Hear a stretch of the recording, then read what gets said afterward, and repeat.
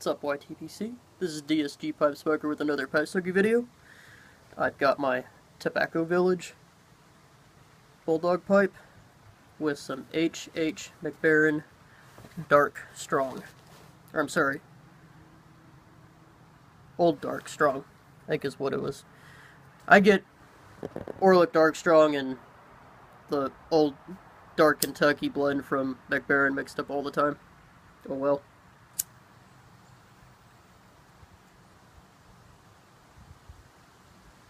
Old Dark Fired, that's what it's called. And today is a weekend pipe chat. Now, I think in the last weekend pipe chat I mentioned that I was going to be at Denali. Well, that plan got canceled. Obviously.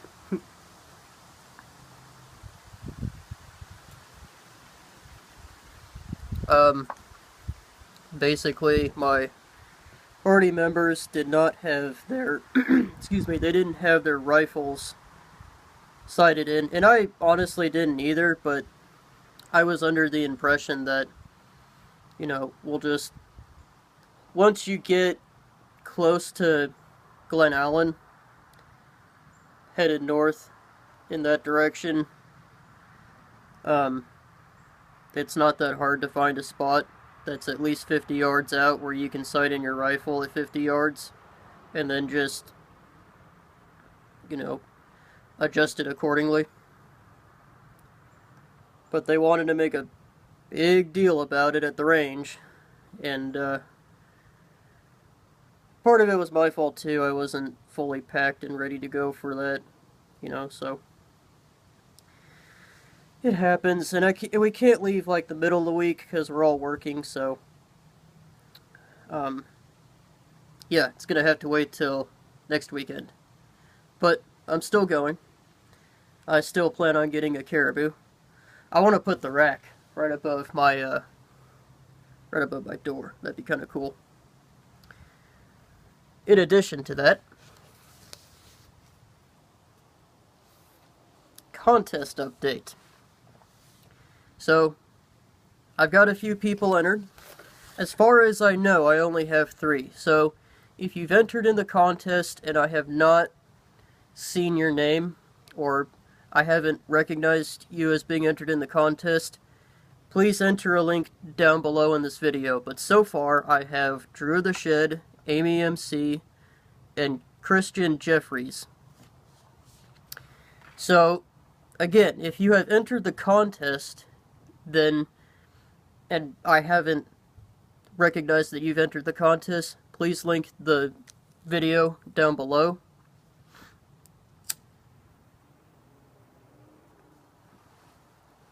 An update on prizes too. So, in addition to these 2 blends, actually I'll grab the other one too. In addition to these 2 Borkum Riff blends, the 36 degree and the 11 degree, one's a wine blend, the other one is a rum blend. They are aromatics, and as the tin description implies, they are limited edition, so they probably won't be around for a while. I'm also throwing in one of my own personal tins of Old Dark Fired. This has been sitting in the tin since the last Yabo that I did. I don't remember how many months ago that was, but it was a long time ago. So, and I'm running low on Dark Fired, on Old Dark, I'm sorry, Dark Fired Kentucky from Orlick. So it's real tempting to open this, but I won't. I'm saving this for whoever wins the contest. In addition to that, I did order some Seward's Folly from G&P Tobaccos. That should be here sometime, like, oh, it'll probably be here Tuesday or Thursday. Well, yeah, Tuesday or Thursday. It might come Wednesday, but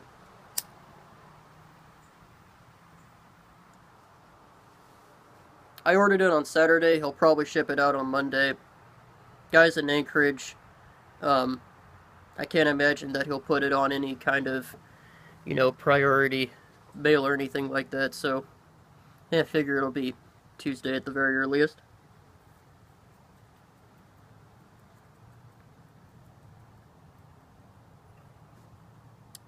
Coffee. So, I'm still trying to find the whole bean version of the Arctic Wolf. If I can find it, I'll include it. But I also found from them another great blend, which is the Outhouse blend. This is a medium roast blend, and it's really smooth, actually. I really like it. I like both of them, and I think you guys will too. They will go great with the Orlick Dark Strong and the Seward's Folly.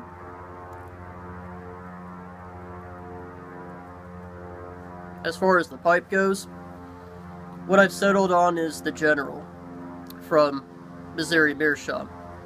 It's a slightly taller, so about yay tall, corncob bowl to it.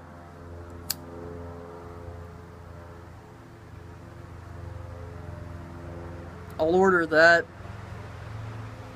probably Tuesday or Wednesday.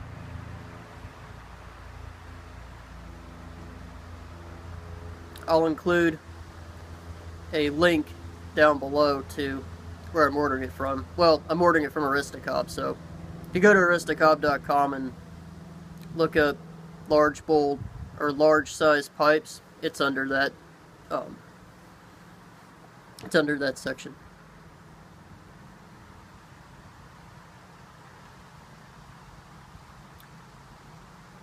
Also, I sense there's kind of this confusion about the contest itself. So, the original question that I posed was, what's the best and worst decision you've ever made while pipe smoking? And the reason I made that and the reason why I came up with that is because a lot of what we do as pipe smokers is just sit and think. And what I've come to realize is thinking is then preceded by decisions, which is then preceded by actions, or vice versa. You know, every action came after a decision, and yeah, some decisions are spontaneous, but a lot of them, especially the good ones, had some sort of thought process beforehand. And since we tend to do a lot of thinking and a lot of pondering when we do our pipe smoking, I figured that would be a good topic. And that's kind of what I was going for. Christian Jeffries was kind of concerned that his example of, you know, smoking, I think it was 5 pipes in one sitting, watching the whole Lord of the Rings series. And he said, well, that's my example of a good and bad decision. That's perfectly fine. You know? The good decision was you got to enjoy your pipes while you're smoking Lord of the Rings, or while you were watching Lord of the Rings. And the bad decision was to continue smoking even though you're getting tongue bite. You know, that kind of thing happens. So, that's kind of what I was going for when I came up with that contest. So I hope that clears up some things. It doesn't necessarily have to be like you were doing something while you were smoking your pipe.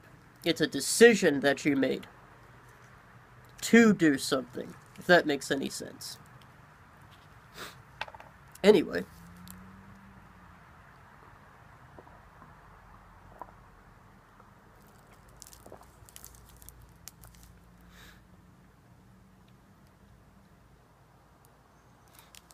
I saw this Arizona tea at Walmart today, and I thought I'd give it a try. It's actually not bad. Doesn't go too terribly well with the old Dark Fired, but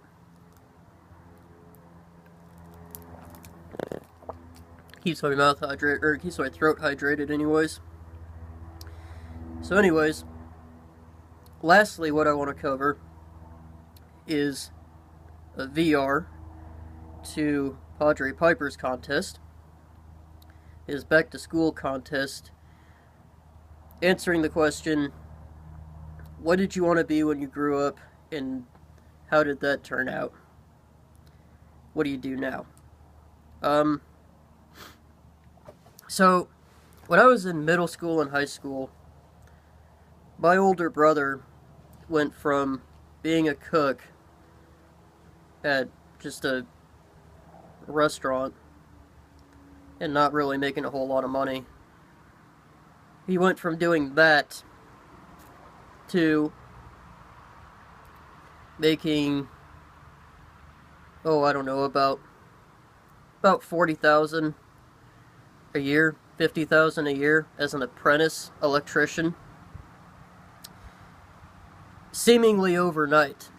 And he did this when I was in middle school. And when I noticed that, it kind of seemed like a good idea at the time. And I've always looked up to my older brother, as younger brothers tend to do.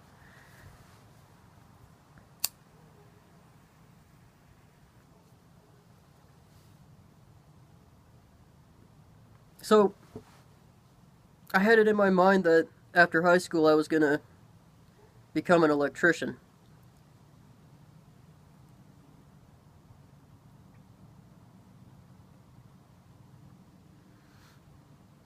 After a year of doing that, or trying to do that after high school, I learned about, through going through various websites, looking up information on strength training, because at the time I was going from doing wrestling in high school to getting into powerlifting right after high school.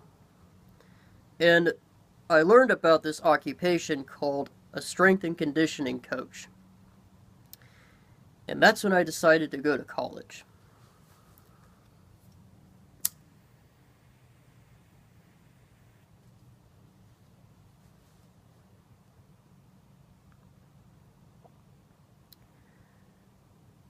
And, I was pretty focused on what I wanted to do. I was pretty, convinced that that was what was going to happen.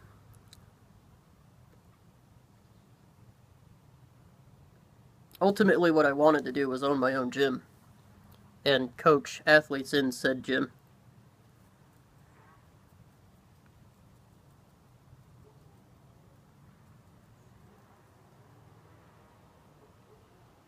But after going through my internship and trying to work a business through a partnership with another individual, trying to be a strength and conditioning coach, we did not end up working out too well as business partners. I kind of didn't want to do I kind of lost interest in becoming a coach. Not because I don't have a passion for it, it's just one of the things you gotta do when you be an adult is make enough money to, pay for things, like bills.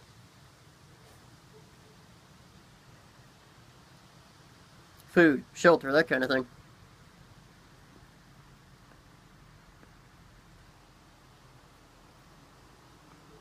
That being said, between doing all of that, I continued to work for my parents as being a locksmith assistant, basically. I still kind of do, and I went back to school to become I'm going through the paramedic program, but I went to school to be an EMT, and I'm still in the process of getting into being an EMT up here. They do everything in cycles, like they do all their hiring process in cycles, and their next hiring process won't happen until April, so I'm going to try the smaller companies next.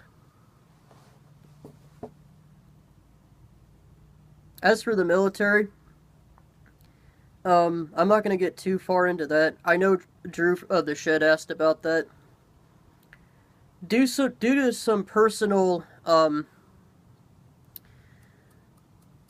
we'll just call them personal issues for now, because I'm not really going to get into too much of it, but I had to jump through a lot of hoops and get a lot of paperwork.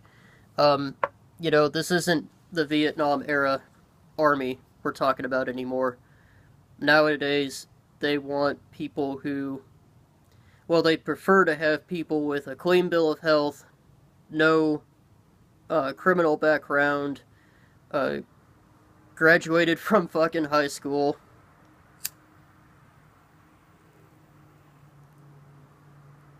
That kind of thing.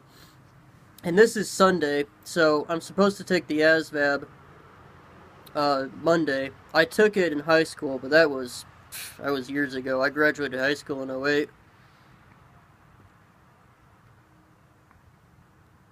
But what they're talking about, I think when I mentioned that I was getting in the Army, that I mentioned that I was going to try and become a warrant officer. Well, after talking to a few people who used to be in the Army, and a friend of a friend, basically, who is a career advisor for the Army, and for people in the Army, what he told me was basically that wasn't going to happen, even though I have a bachelor's degree. What might end up happening, depending on the MOS that I use, or that I get into, I can basically become an E3 or an E4 as opposed to just starting out at an E1 right out of boot camp, which is kind of nice. And even if I go in reserves, which is what I'm thinking about doing right now, even though I'll stay in Alaska, they'll pay off my student loans, and I can, you know, work on getting a better place, getting a better income, getting a job that I actually want to do. I like the idea of being an EMT. I like the idea of being a combat medic in the Army, even if it is through the reserves. The other thing I'm working on doing is using my exercise science degree to become a PE teacher up here. Because I didn't realize that the Matsu Borough did that. Apparently, Anchorage School District, and obviously the Lower 48, you need a master's degree in PE teaching to do that. But in the Matsu Valley, apparently you don't need that. So, that's what I'm also trying to do. Basically, I'm just throwing shit at the wall and seeing what sticks. But yeah. That's what that's what I'm up to. This video is going on way too long. I apologize about that. My videos are just getting way too long in general, but oh well. One more thing I want to talk about. And I promise, this is just one more thing, and it'll only take me a few minutes to do. The Royal Guard pipe that I acquired, it's complete. Well, 99% complete. I still gotta, and I'll talk about this more in the videos that I did of it. I did 2 parts to it, where the first part I talked about how I restored it. The second part I actually smoked it and gave my thoughts on it, but I will put those up this week. Also this week will be the pipe review that I said I was going to do. I can't remember what the pipe was called off the top of my head, but look forward to that. As far as tobacco reviews are concerned, when I get back from Denali, I'm basically going to go through my cellar and see what I'm low on, and I'm going to do reviews on those. I know for a fact that I need to do a review on Elizabethan Mixture and Haunted Bookshop. I've got like maybe 3 bowls of Haunted Bookshop left, and I don't know, maybe 5 bowls of Elizabethan Mixture left.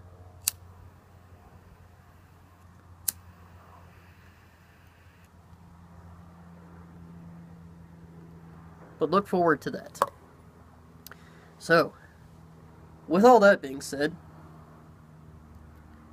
this has been DSG Pipe Soaker with another Pipe Soaking video. You guys have a good day.